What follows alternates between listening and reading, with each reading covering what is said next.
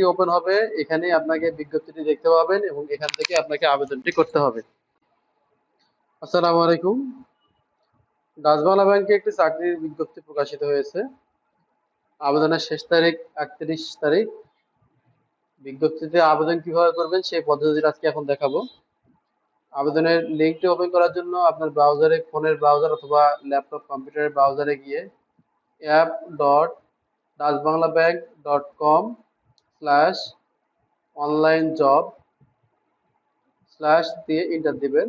তাহলে যে লিঙ্কটি ওপেন হবে, এখানে আপনাকে বিজ্ঞপ্তিটি দেখতে পাবেন এবং এখান থেকে আপনাকে আবেদনটি করতে হবে।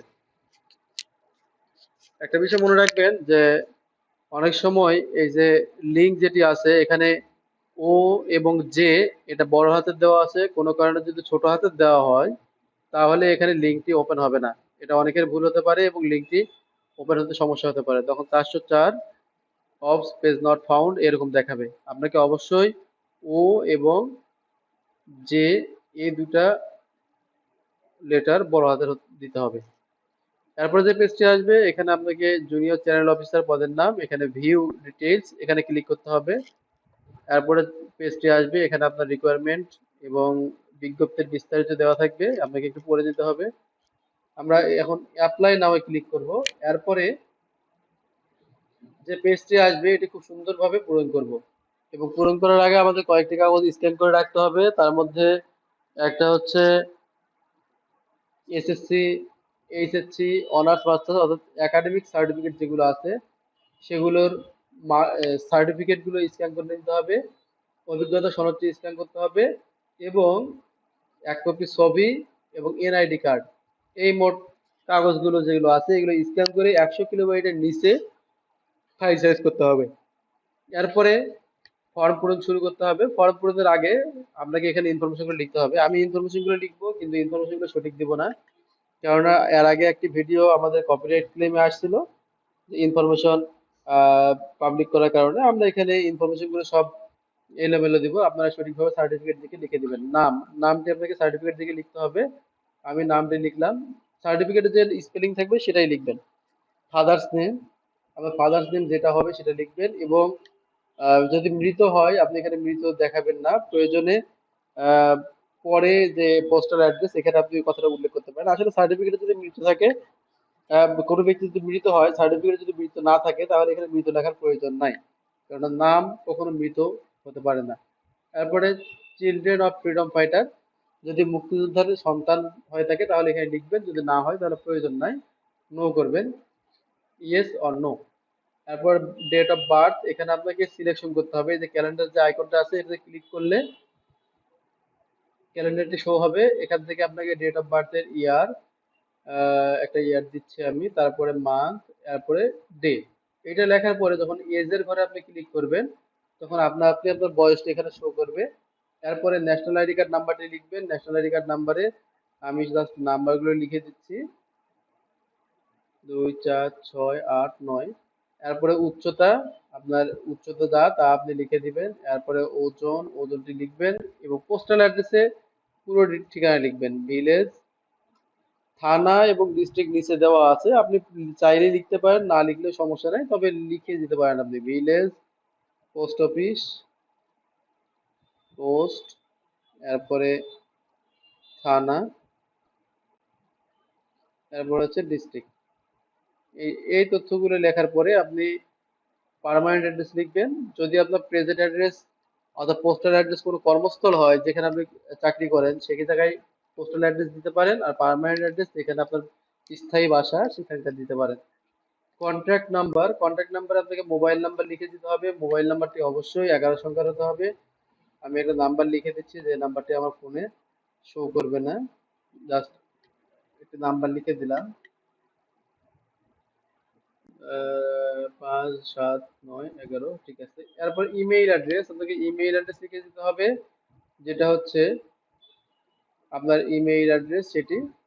এরপরে ডিস্ট্রিক্ট, এটা মোবাইল নাম্বারটা আসলে এটা নাম কোনো নাম্বারই না, এমনি থেকে লিখছিলাম।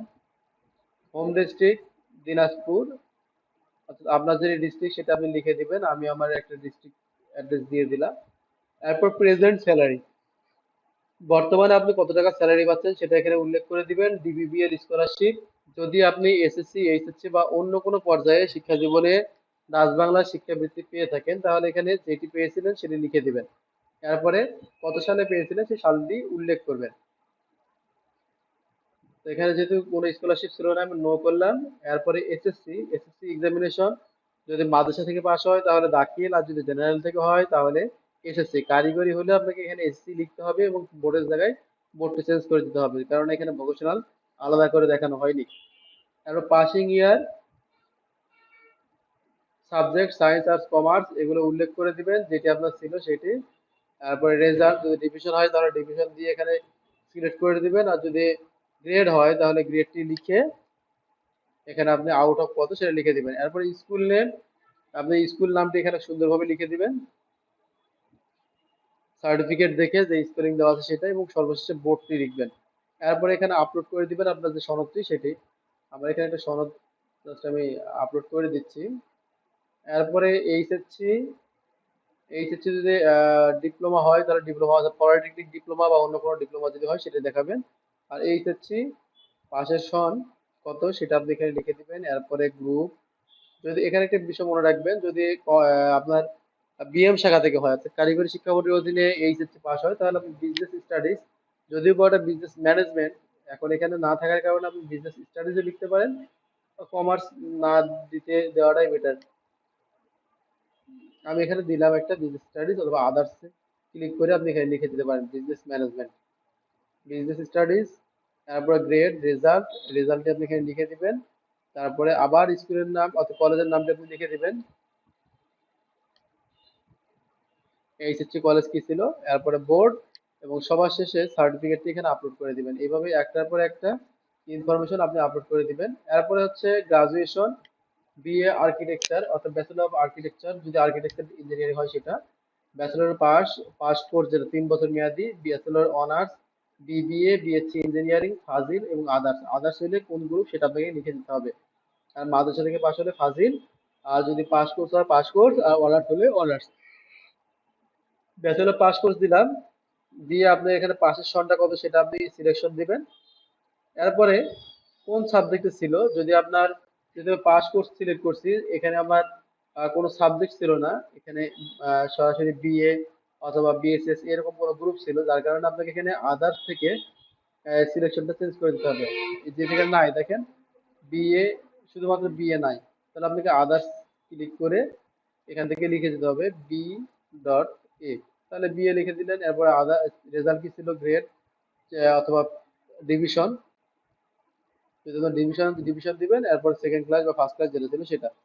এরপর হচ্ছে গ্রাজুয়েশন, কলেজ নেম, তাহলে বিএ কলেজ নেম কোনটা ছিল সেটা আপনি লিখে দিবেন। এরপরে বোর্ড, বোর্ডের জায়গায় অবশ্যই ন্যাশনাল ইউনিভার্সিটি, যদি আপনার ন্যাশনাল থেকে পাস হয়, সাধারণত পাস কোর্স সবগুলো ন্যাশনাল ইউনিভার্সিটির অধীনেই। এরপরে সার্টিফিকেটটি আবার আপলোড করে দিবেন। এরপরে পোস্ট গ্রাজুয়েশন, মাস্টার্স কোন সাবজেক্টে ছিল, এমএ, এমবিএ, এমবিএম, এগুলো যেটা আপনার গ্রুপ হয় সেটা আপনি লিখে সিলেক্ট করবেন। এরপরে পাসিং ইয়ার দিবেন, এবং এখানে কোন সাবজেক্টে আপনি মাস্টার্স করেছেন সেই সাবজেক্টটি এখানে উল্লেখ করে রেজাল্টে সিলেকশন করবেন। মাস্টার্সের যে কোন কলেজ ছিল সেই কলেজের নামটি আপনি এখানে সিলেক্ট করে দিয়ে আপনি এখান থেকে ইউনিভার্সিটির নাম লিখে দিবেন, এবং সিলেক্ট করে দিয়ে সার্টিফিকেটটি আপলোড করে দিবেন। এখন দেখুন এখানে এমএসসি আর এখানে ফাইন্যান্স, আসলে আমি এগুলো আপনার দেখানোর জন্য করতেছি, তার কারণে এখানে গ্রুপগুলো আমি গ্রুপ বা বিষয় এগুলো একবারে রাখছি না। আরো যদি কোনো এক্সট্রা গ্রাজুয়েশন থাকে আপনি সেগুলো এখানে সিলেক্ট করে দিতে পারেন। প্রফেশনাল কোয়ালিফিকেশন, যদি আপনার প্রফেশনাল কোনো কোয়ালিফিকেশন থাকে তাহলে আপনি এখানে আহ, লিখে দিতে পারেন। যদি কোনো সার্টিফিকেট থাকে প্রফেশনাল, অর্থাৎ আপনার কোনো ডিপ্লোমা করা আছে আলাদা, অথবা বিশেষ কোনো কোর্স করা ছিল আইএলটিএস অথবা কোনো ইঞ্জিনিয়ারিং কোর্স, যেগুলো থাকবে আপনি সেগুলো এখানে সিলেক্ট করে দিয়ে আপনি এখানে আপলোড করে দিবেন। প্রেজেন্ট জব ডিটেইলস, আপনি কত সাল থেকে এখানে জবে স্টার্টিং করছেন সেটা আপনি এখানে ক্যালেন্ডার থেকে সিলেক্ট করে দিতে পারেন, অথবা ক্যালেন্ডার থেকে সিলেক্ট করার নিয়ম হচ্ছে ক্যালেন্ডারে এই মাসের নাম যেটা সেটা ক্লিক করবেন। এরপরে সালটা নির্বাচন করবেন। সাল নির্বাচন করার পরে আপনি এখানে দেখতে পাবেন যে পাশে মাসের নাম আছে, যে মাস সেই মাসের নাম সিলেক্ট করে আবার সালের উপর ক্লিক করবেন।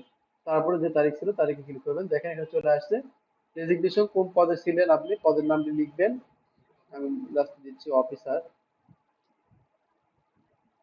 দিলাম। অর্গানাইজেশন, কোন অর্গানাইজেশন ছিলেন, আপনি যে প্রতিষ্ঠানে জব করেছেন সেই প্রতিষ্ঠানের নাম দিবেন। এবং অর্গানাইজেশন টাইপ কি ছিল, bank, financial institute, NGO, NGO হলে এনজিও দিবেন।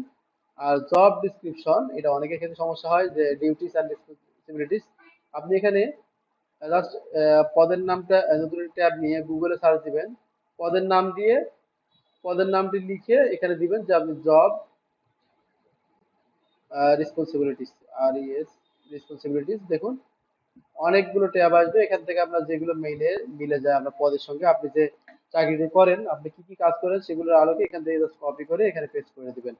আর এটা লেখা হয়ে গেল। এরপর নেচার অফ জব, জবের নেচার কি, এটা পার্মানেন্ট বা কন্ট্রাকচুয়াল, পার্মানেন্ট দিবেন। এবং জব এক্সপিরিয়েন্সের যে কাগজটি এখানে আপলোড করে দিবেন। এরপরে প্রিভিয়াস জব স্টোরি, যদি আরো কোনো চাকরি থাকে আপনি সেখানে একটার পর একটা অ্যাড করে দিতে পারেন। যদি চারটার বেশি হয় তাহলে এখানে অ্যাড মোডে ক্লিক করে আপনি এখানে আরো সিলেকশন দিতে পারবেন। তারপর ফিল্ড অফ এক্সপেরিয়েন্স, আপনি এখানে কোন পদে চাকরি করেছেন, বর্তমান যে চাকরিটি আছে এটা আপনাকে লিখতে হবে এখানে। অর্গানাইজেশন, এখানে ব্রাক দিয়েছিলাম, অর্থাৎ এই যে প্রেজেন্ট ব্রাক, এটা লিখলাম। ফিল্ড অফ এক্সপিরিয়েন্স, কোন সেকশনে আপনার অভিজ্ঞতাটি আছে সেটা এখানে নির্বাচন করতে হবে।